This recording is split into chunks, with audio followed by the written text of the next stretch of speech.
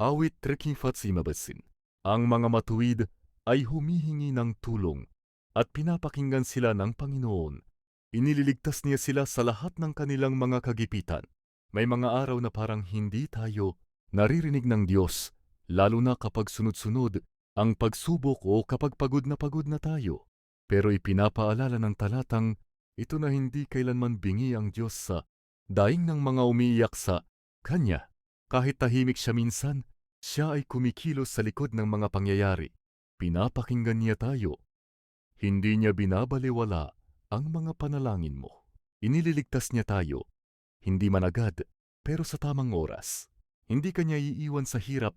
Tinutugunan niya ang bawat pangangailangan ayon sa kanyang perfect timing. Kung may pinagdadaanan ka ngayon, pagod, sakit, problema sa pamilya o finances, pinapaalala ng Diyos, Anak, naririnig kita. Darating ang tulong ko